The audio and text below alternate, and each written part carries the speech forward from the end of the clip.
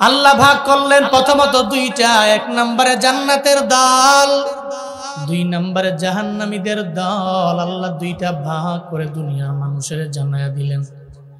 আমলের লাইনে যদি অগ্রগামী হয়ে যাও, তোমার আমল তোমার জান্নাতের পথে নিয়ে যাবে। আর যদি আমল না কইরা গুনাহ করো, তোমার গুনাহ তোমার জান্নাতে নিবে না, বরং জাহান্নামে নিয়ে যাবে। আল্লাহ জানায়া দিলেন পথ তোমার দুইটা, তুমি ডানে যাবা না বামে যাবা তোমার ব্যাপার। আমি আল্লাহ তোমারে আকল দিয়েছি, এত মায়া করে আমি আল্লাহ তোমার বিবেক দিলাম। এই বিবেক দিয়ে বিবেচনা করে বান্দা তুমি কোন পথে যাবা, জান্নাতে যাবা না জাহান্নামে যাবা, এটা তুমি চিন্তা করে নাও। তবে জান্নাতে যদি যাও কপাল খুলে গেল, জাহান্নামে গেলে তোমার কপাল পুড়ে গেল রে বাপ। মানুষ কষ্ট করে নামাজ পড়ে কেন, রোজা রাখে কেন, আমল করে কেন? ওই যাওয়া লাগবে জান্নাতে। জান্নাতে যাওয়ার জন্য মানুষগুলো এই জন্যই তো আমল করে, নামাজ পড়ে, দান করে, মানুষের সাথে খারাপ আচরণ করে না, ভালো আচরণ করে। কেন? কই আমার যাওয়া লাগবে জান্নাতে। আল্লাহ পাক রব্বুল আলামিন বলেন, আমি আল্লাহ হাসরের ময়দানে মিজানের দাঁড়িপাল্লায় কারো ডান হাতে আমল নামা, যেই বান্দার ডান হাতে আমল নামা, ওই বান্দারে আমি আল্লাহ মায়া করে বলবো, তোর জন্য জান্নাত বানাইলাম, যা বান্দা তুই জান্নাতে চলে যা। যে বাম হাতে আমল নামা পাবে, তারে এত সহজে আমল নামা দেওয়া হবে না, বরং তার পেট থেকে ছিঁড়ে এই হাতটাকে ঢুকাইয়া সিদ্ধ করে পিঠ দিয়া বের করবে। আর বলবে তোর আমল নামাটা বাম হাতে নাও। আমি আল্লাহ তোর জন্য জান্নাত বানাইলাম না, তোর জন্যই তো আমি আল্লাহ জাহান্নাম বানাইলাম। ও বান্দা যা যা, গজবে ফিরিস্তারা তারে ধইরা খুদুহু ফাগুল্লুহু সুম্মাল জাহিমা সল্লু, তারে ধরবে ধইরা টাইনা হেসরাইয়া হেসরাইয়া জাহান্নামের পথে নিয়ে যাবে। সবাই জান্নাতে চলে গেল, জাহান্নামীরা জাহান্নামে। আল্লাহ পাক উনি কত বড় আদিল, আল্লাহ কত বড় ন্যায় বিচারক, নিজের আদালত কেমন ভাবে কায়েম করলেন আমার রব। নিজে আদিল হওয়ার লক্ষ্যে, আদালত কায়েম করার লক্ষ্যে যখন আমার আল্লাহ পাক রব্বুল আলামিন জান্নাতীরা জান্নাতে চলে যাওয়ার পরে, জাহান্নামীরা জাহান্নামে যাওয়ার পরে, আল্লাহ দুই দলের জবান খুলে দিবে, এই জান্নাতীরা জাহান্নামীদেরকে তোমরাই জিজ্ঞাসা করে নাও কোন কারণে এরা জাহান্নামে আইলো। আমি আল্লাহ কি এদের উপরে আদালত করেছি নাকি জুলুম করলাম? জিজ্ঞেস করে নাও। আমি আল্লাহ কি নিজের আদাল বানাইতে পারলাম কিনা, নাকি আমি আদালত কায়েম করতে পারি নাই? মানুষই তার জবান দিয়ে বলবে, জাহান্নামীদেরকে জান্নাতীরা তোমরাই প্রশ্ন করে নাও, তারাই জবাব দিবে। আলাইসাল্লাহু বিআহকামিল হাকিমিন, আল্লাহ যে বললেন আমি রব, তোর এমন মালিক, আমি কি হাকিমিনদের আহকাম নই?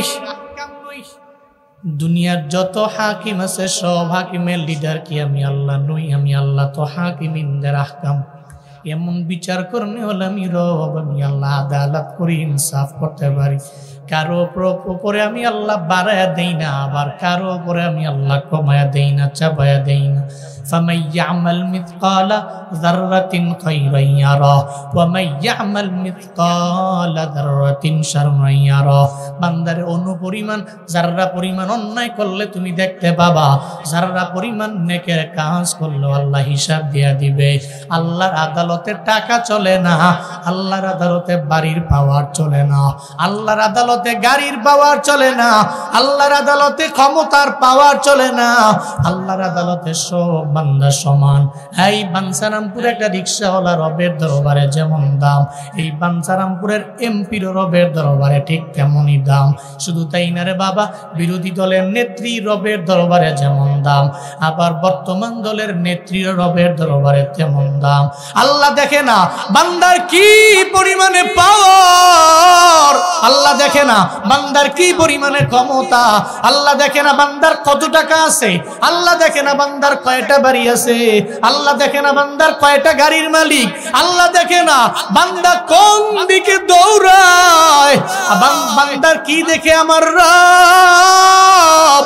বান্দা কি নামাজে গেল নাকি যায় নাই আল্লাহ দেখে, বান্দা কি রোজা রাখলো কি রাখে নাই আল্লাহ দেখে, বান্দা কি আমলের লাইনে অগ্রগামী হয়ে গেল নাকি আমলের থেকে দূরে সরে গেল, আমার মাওলা বান্দার এটা দেখে।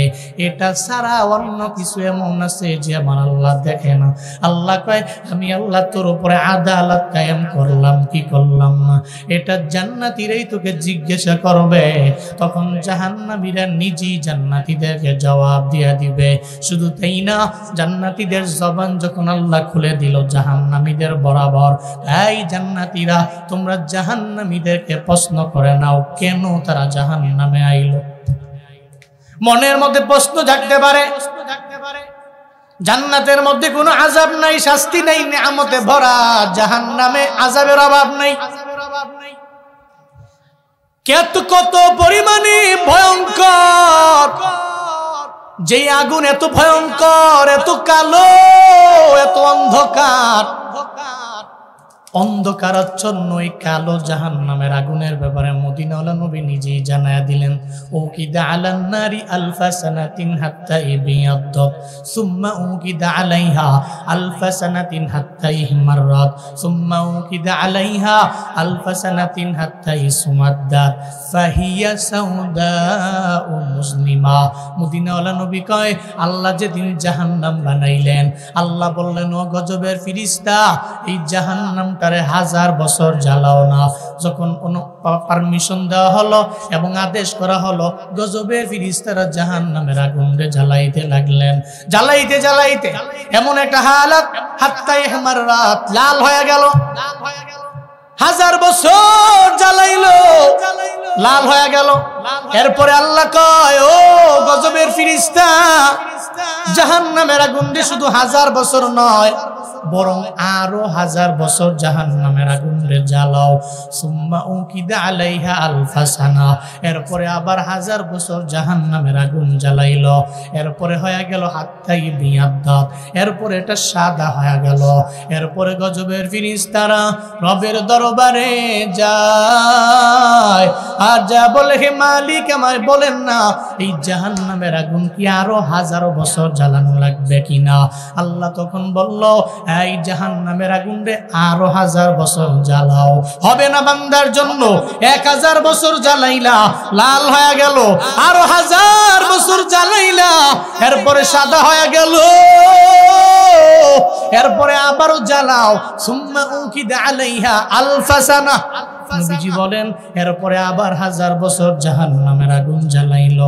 হাত্তা ইসমাদ্দাত, এরপরে এটা কালো হয়ে গেল। বর্তমানে জাহান্নামের অবস্থা কেমন নবীজি জানায় দিলেন, ফাহিয়া সাউদাউ মুসলিমা, এটা অন্ধকারাচ্ছন্ন কালো অবস্থায় এখন আছে। ওখানে যদি আযাব দেওয়া হয়, ছেলে তার বাবারে দেখবে না, বাবা পুরে সারাকার হয়ে যাবে, বাবায় ছেলেরে দেখবে না, এমন হালাত একজন ব্যক্তি আর একজন ব্যক্তিরেও দেখতে পাবে না। ওই জাহান্নাম এমন হবে, ওই জাহান্নামের আগুনের মধ্যে বান্দা জ্বলবে, কাউরে দেখবে না। নবী কয় কালো অবস্থায়। আবার আল্লাহ পাক বলেন জান্নাতি আর জাহান্নামীদের সাথে মুহাওয়ারা কেমনে সম্ভব? সম্ভব যদি অসম্ভব হয় তাহলে সম্ভব কেমনে? সম্ভব কেমনে? একটু মনের মধ্যে যদি প্রশ্ন নিয়ে যদি বাড়ির মধ্যে বালিশে মাথা লাগায় চিন্তা করেন, রে বাবা এই যে বাংলাদেশে আপনি আছেন, আপনার ছেলেরে পাঠিয়ে দিলেন আপনি সৌদি আরবে, ওখানে ও থাকে, ওর খবর নেওয়ার জন্য যখন আপনার মন চাইল, আপনি নাতিরে বললেন নাতিরে তোমার হাতের মধ্যে যে ফোনটা আছে ফোনটা আমার হাতের মধ্যে দাও। টাচ ফোনটা দেওয়ার পরে আপনি সুন্দর করে আপনার ছেলেরে টেলিফোন করে জানিয়ে দিলেন, আই ছেলে তোমার কুশল বিনিময় করার জন্য আমি বাবায় ফোন দিলাম, তুমি খাইছো নি, তুমি কেমনে চলো, সব জানার জন্য অটোমেটিক ফোন দিয়া দেয়। এবার ছেলেও বলে বাবা আপনি খাইছেন নি, খাওয়া দাওয়া করছেন নি, আমায় বলেন না। কুশল বিনিময় করে, বাবায় ছেলের সাথে কথা বলে, ছেলে বাবার সাথে কথা বলে। বাংলাদেশে নয়, বরং বাংলাদেশের বাঞ্ছারামপুরে বাবায় রইল, আর ছেলেটা থাকে সিঙ্গাপুরে, ছেলেটা থাকে মালয়েশিয়ায়, ছেলেটা থাকে অনেক দূরে। এত দূরে থাইকাও মাত্র 1 মিনিট 2 মিনিটের মধ্যেই রিং হওয়ার পরে কথা বলতে পারে। ইমোর মাধ্যমে কথা বলা যায়, হোয়াটসঅ্যাপের মাধ্যমে কথা বলা যায়, মেসেঞ্জারের মাধ্যমে। দুনিয়ার এই মানুষগুলো এত দূর থেকে এত দূর যদি কানেকশন লাগাইতে পারে, আমার মাওলা এত পরিমাণে পাওয়ার ওয়ালা রব। এই যারা ইমু বানাইলো, ওই ইমু বানানেওয়ালার ব্রেন বানাইলেন কে? আরো জোরে কে বানালেন? হোয়াটসঅ্যাপ যে বানাইলো তার ব্রেনটা বানালেন কে? ফেসবুক যে আবিষ্কার করলো মার্ক জাকারবার্গ, ও যে বানাইলো মেটা, এই মেটা তো বানাইছে, তো মার্ক জাকারবার্গের ব্রেন কে বানাইছে? আল্লাহ বানাইছে। আল্লাহ খালিক তো আমি, সৃষ্টিকর্তা তো আমি, বানিয়েছি তো আমি, তাকে রূপ দিয়েছি আমি, তার গঠন প্রণালী সব আমি দিয়েছি। আমি তো তার মালিক, আমি তার খালিক। তাহলে একটা ব্যক্তি, তারে আমি বানাইছি, সে আমার মাখলুক, সে আমার সৃষ্টি। ও যদি ফেসবুক বানাইতে পারে, ও যদি টিকটক বানাইতে পারে, ও যদি ইমু বানাইতে পারে, ও যদি কয়েক সেকেন্ডের মধ্যে পৃথিবীর এক প্রান্ত থেকে আর এক প্রান্তে যোগাযোগ করতে পারে, আমি আল্লাহ কি জান্নাতি এবং জাহান্নামীদের সাথে মুহাওয়ারা, মুকালামা, আমি আল্লাহ কি ডায়লগ, কথোপকথন, এটা কি আমি আল্লাহ এদের মাধ্যমে এদের সাথে করাইতে পারি না? আল্লাহ পারে। জান্নাতীদের জবান খুলে যাবে, জাহান্নামীদেরকে জিজ্ঞেস করবে মা সালাকাকুম ফি সাকর। 42 নম্বর আয়াত সূরাতুল মুদ্দাসসির। আল্লাহ পাক রব্বুল আলামিন বললেন, সেদিন জান্নাতীরা জাহান্নামীদেরকে জানায় দিবে, এই জাহান্নামীরা কিসে তোমাদের এই আগুনের মধ্যে ফালাইলো, কিসে যেই জাহান্নামের মধ্যে আনলো, বলো না। কে তোমাদের জাহান্নামে আনলো? কোন দোষের কারণে জাহান্নামে এসেছো? কোন দোষের কারণে জাহান্নামে পড়ে আগুনে জ্বললা? একটু বলো না। জান্নাতীরা বলার পরে সঙ্গে সঙ্গে এরা বলবে, কিসে আমাদের জাহান্নামে আনলো জানোনি? ক্বালু লাম নাকু মিনাল মুসাল্লিন। 1 নম্বরে এরা বলবে, আল্লাহ আমাদের উপরে আদালত করেন নাই এমন নয়, জুলুম করছে এমন নয়। আল্লাহ আমাদের বিচার করলো ঠিক হই, তবে আমাদের দোষের কারণে আজকে আমরা জাহান্নামে, তোমাদের গুণের কারণে তোমরা জান্নাতে। কি তোমাদের গুণ? তোমরা নামাজ পড়লা, আমরা পড়ি নাই। ফজরের সময় ঠান্ডা পানি দিয়ে ওযু বানাইয়া চইলা গেলাম মসজিদে, আমরা যাই নাই। হুজুরেরা যতই বয়ান করলো, নামাজের বয়ান ইগনোর করে করে চলে গেলাম। চিন্তা করলাম বুড়া হলে পড়ব, কিন্তু এর আগেই তো দুনিয়া থেকে বিদায় নিয়ে চলে গেলাম, জানতাম না কোন জায়গায় মরণ হবে। জান্নাতীরা বলবে, তোর বাড়ি তো বাঞ্ছারামপুরে, আমার বাড়িও বাঞ্ছারামপুরে, একই এলাকা,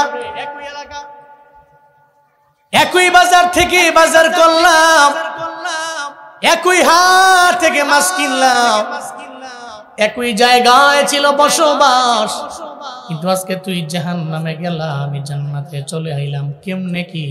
তোর কোন দোষের কারণে তুই জাহান্নামে গেলা আমায় বল না। চোখের পানি ফেলে ফেলে হাতটাকে কামড়ায় কামড়ায় জাহান্নামী বলবে, 1 নাম্বার কারণ আমি বেনামাজি, আমি নামাজের মধ্যে যাই নাই। এই জন্য বোঝা গেল জাহান্নামীদের 1 নাম্বার দোষ হলো এরা নামাজ পড়ে না। আপনি বাড়িতে যায় বালিশের সঙ্গে মাথা লাগায় চিন্তা করেন আপনি নামাজি না বেনামাজি।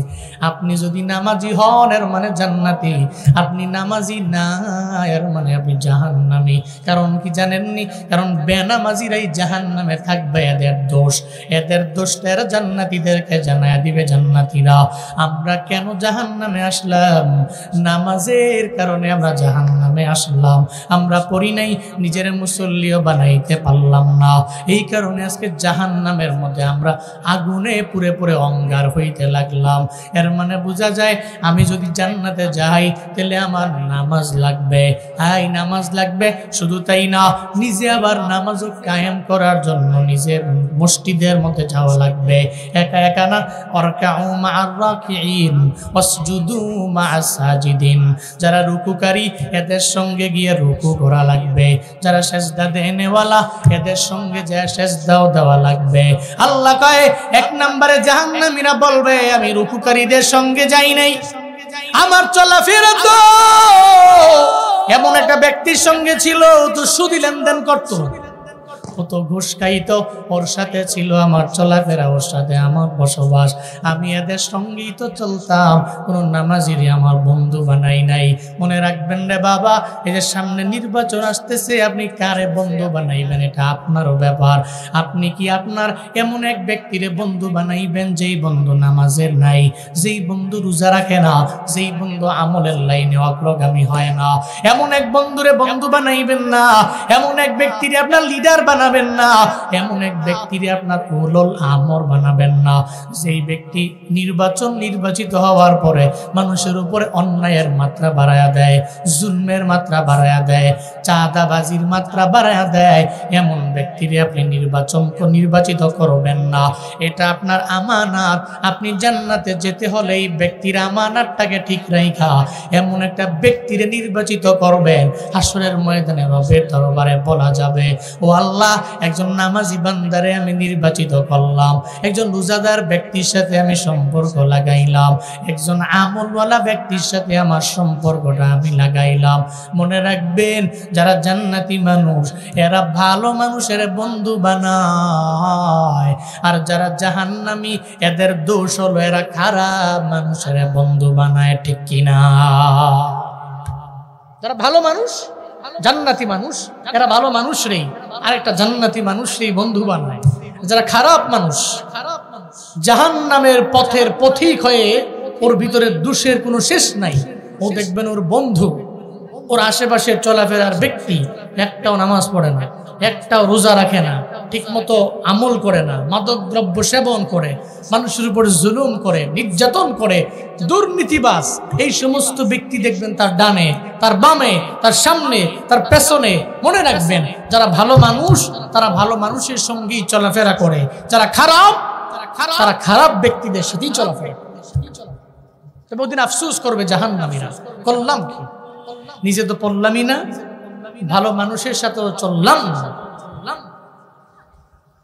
তাহলে বোঝা গেল এক নম্বরে নামাজের কারণে কেউ জান্নাতে, কেউ জাহান্নামে। এবার আপনাদের প্রশ্ন করি আমি, আপনাদের এলাকায় হিন্দু আছে? আছে? আছে। একটা হিন্দু, আপনি যেই মুদি দোকানে যান, ওই দোকানে তো হিন্দু যায় না? নাকি হিন্দু ওই দোকানে গেলে আপনি যান না?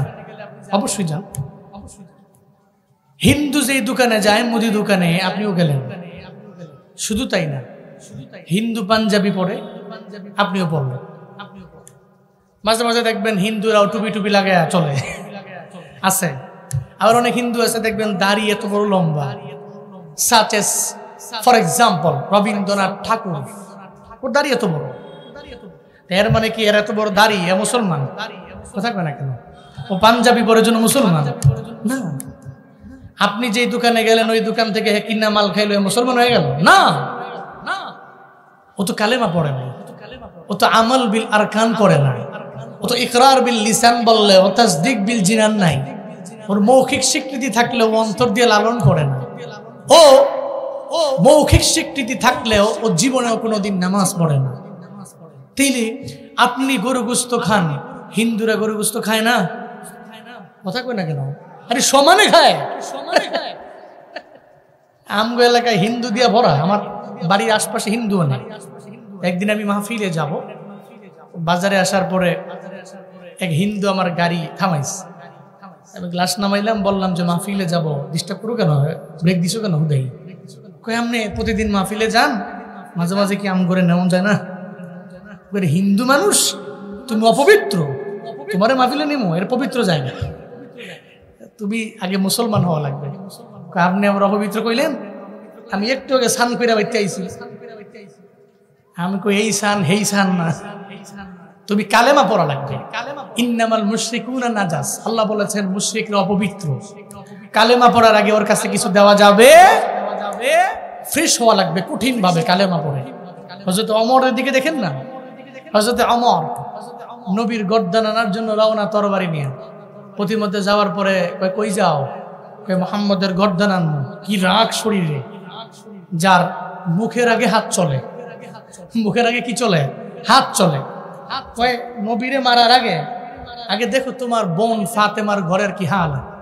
ফাতেমা নিজেও কালেমা পড়ছে, ফাতেমার জামাই মানে তোমার ভগ্নিপতি দুইজনই কালেমা পড়ছে। কষ্টি কি রাগ, তরবারিটা খাপ মুক্ত করে দৌড়ে গেছে, দরজার সামনে গিয়ে দাঁড়াইছে।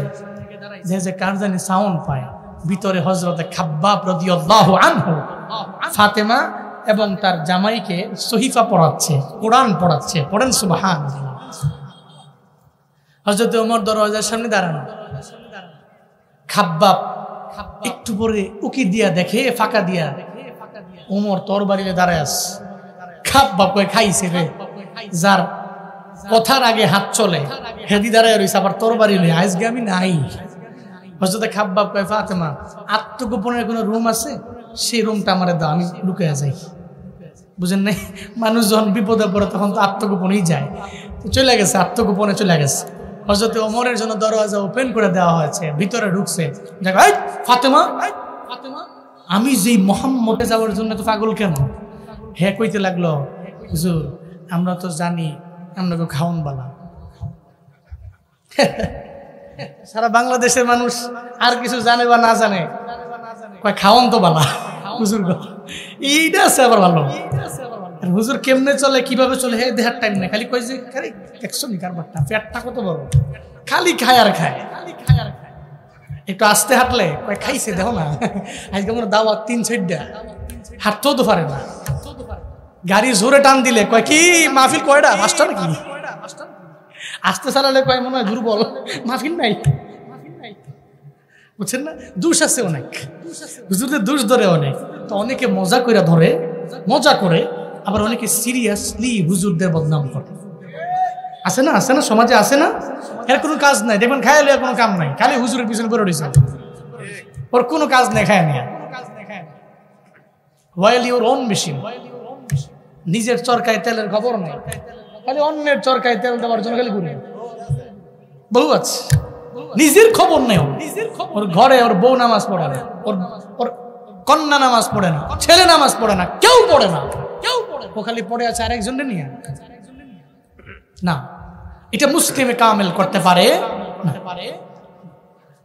হিন্দু কয় আমরা খাওন বালা, খাওন বালা। আমি কি করতাম? কয় আসলে গরিব মানুষ তো, বাড়িতে এত টাকা দিয়া গরু গোস্ত না খামু, সম্ভব না। একটা মাহফিলে লইয়া গেলে ইচ্ছা মতো লগে বইয়া গরু গোস্ত খামু, প্রয়োজনে টুপিও লাগামু। আমি কার এটা নিষেধ না তুমি ধর্মে, আর কে তোর নিষেধ নিষেধ। এর মানে বোঝা গেল হিন্দু গরু গোস্ত খায়। হ্যাঁ, অনেকে খায়। তাহলে এবার আসেন, আপনি যে মুদি দোকানে গেলেন, ও সেখানে গেল। শুধু তাই না, আপনি পাঞ্জাবি পরলেন, সেও পরল।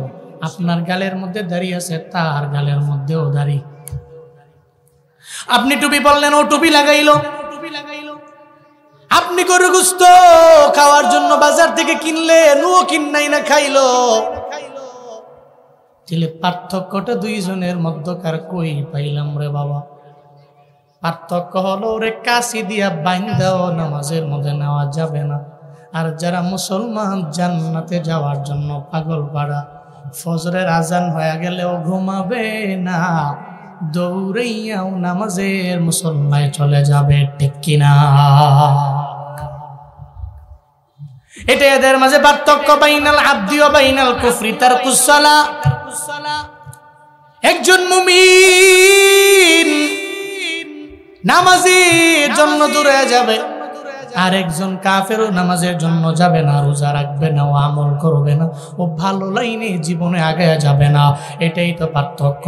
এবার ওই জাহান্নামীরা জানা দিল আমরা নামাজ পড়লাম না, নামাজ না পড়ার কারণে আজকে জাহান্নামে, আর তোমরা মুসল্লি হয়ে গেলা, এই কারণে তোমরা আজকে জান্নাতে। শুধু তাই না, আমাদের একটা দোষ এবং না আরো দোষ আছে। কি দোষ আছে বলো না? জাহান্নামীরা একে একে আবার জানা দিল, ও জান্নাতীরা,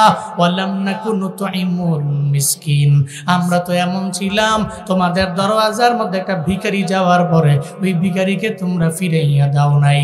আমরা মিসকিনের খাবার দেই নাই, কোন ভিখারিরে খাবার দেই নাই, দেখলেই ধমক দিয়েছি। ভিখারি দেখলেই ধমক দিয়া তারা দেয়। আমাদের সমাজে এমন মানুষ আছে না নাই? আসেনি? দেখবেন বাড়ির মধ্যে মাছাজিরা এমন করে, ভিখারি আইছে চাউল নেওয়ার লেগে এক পটের একটা পট দিয়া যায়, চাইল মেপা যে ভাত পোষায় না, পট, এই এক পটের 3 ভাগের 1 ভাগ চাউল দেয়। এ কয়টা বুঝছেন?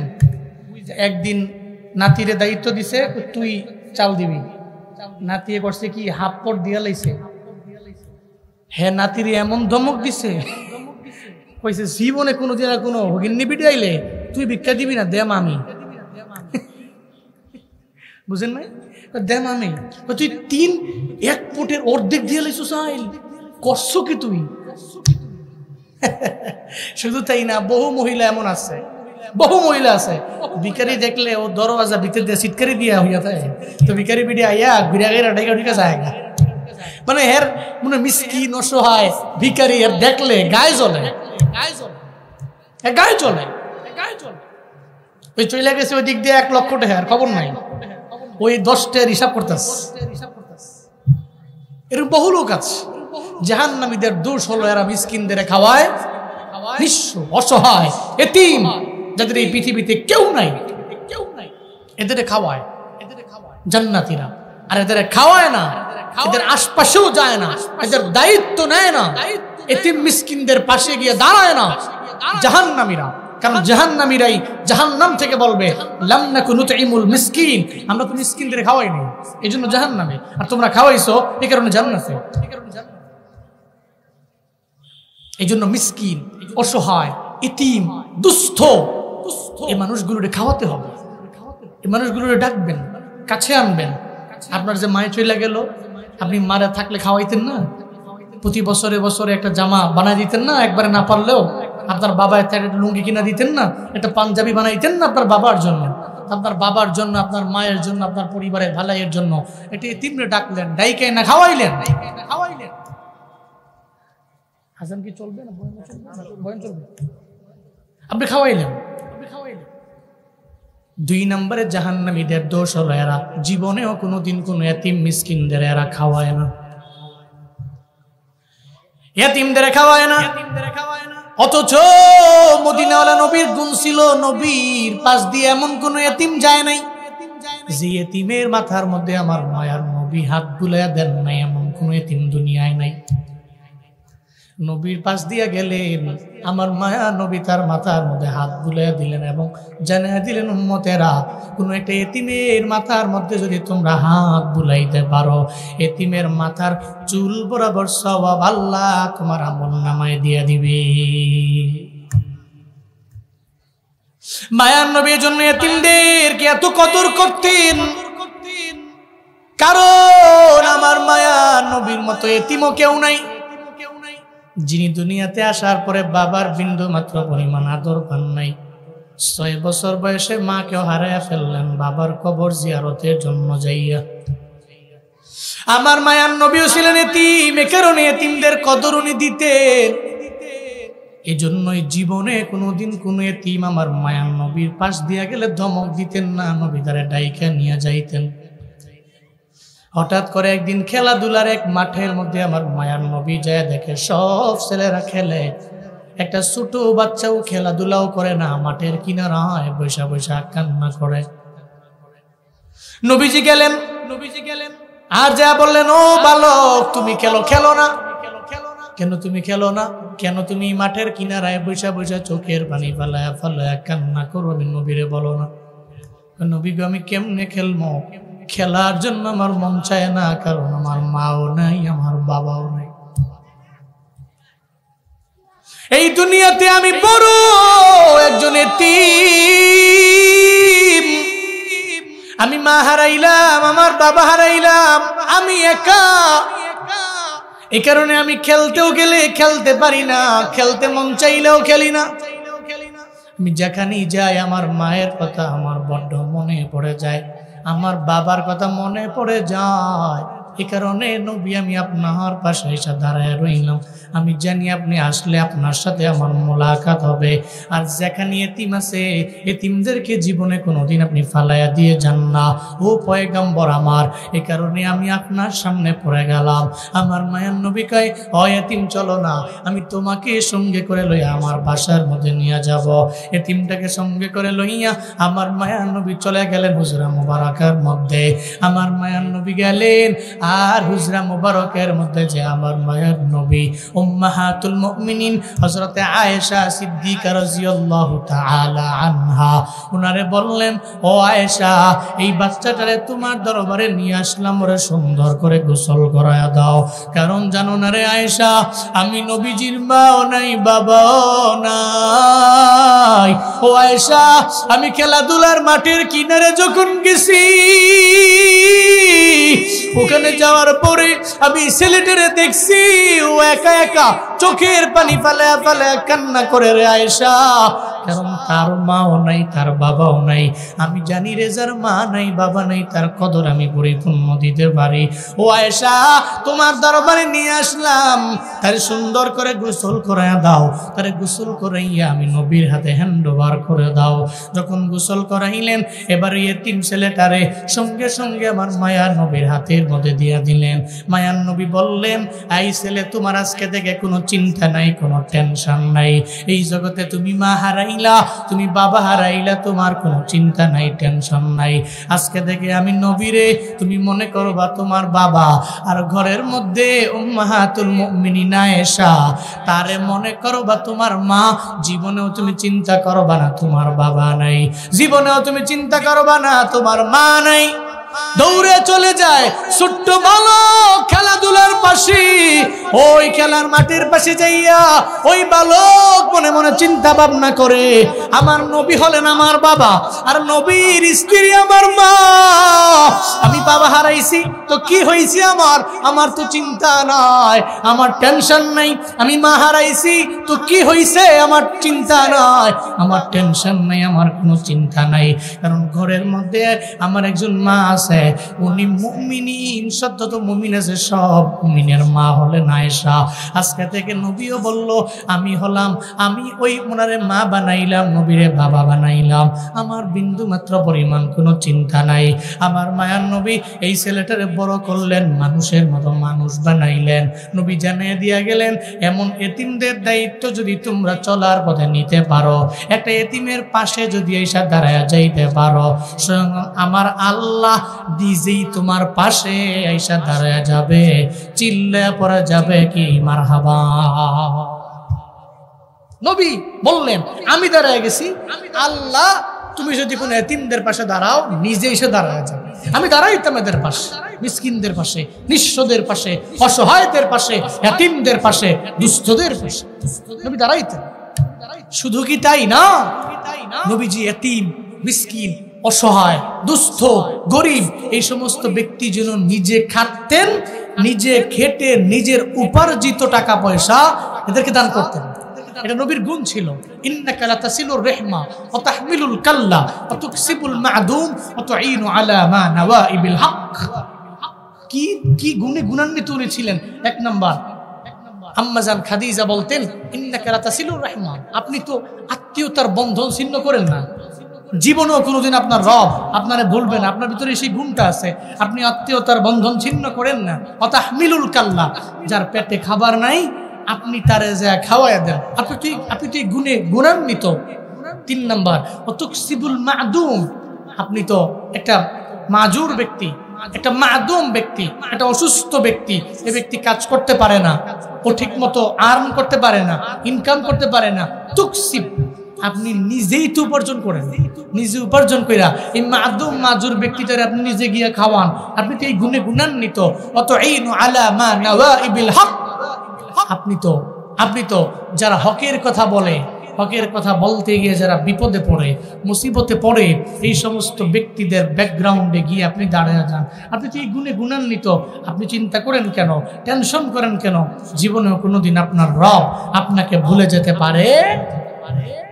নবী এই গুণে গুণান্বিত ছিলেন। আমরাও নবীর উম্মত হিসাবে আসুন আমরাও সেই গুণে গুণান্বিত হই। আল্লাহ তৌফিক দান করেন, সকলে পড়ি আমিন।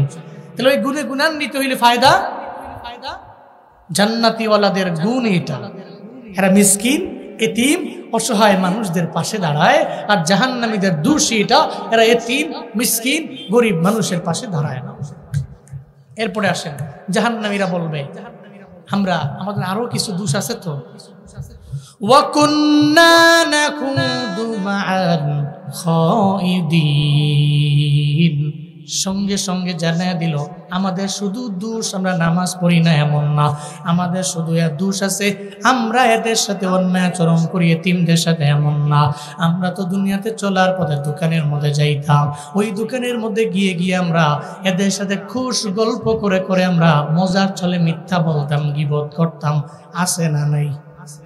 আসেনি? দেখবেন খায়ালে কোনো কাম নাই, চায়ের দোকানে আড্ডা। আরে আড্ডা কারে? এশার নামাজের আজান কোন দিক দিয়ে দিছে, চায়ের দোকানের মানুষের মনেও নাই, হনেও নাই। বৈশা বৈশা আড্ডা মারতেছে। আর দেখবেন অধিকাংশ কথাই, এই কথার কোনো ভ্যালু নাই, এই কথার কোনো হদিস নাই। খালি কি ওই পাড়ার পোলাটা কোন মায়ের ভাগ্যে গেল, কত উঠাই দিছে একজনে।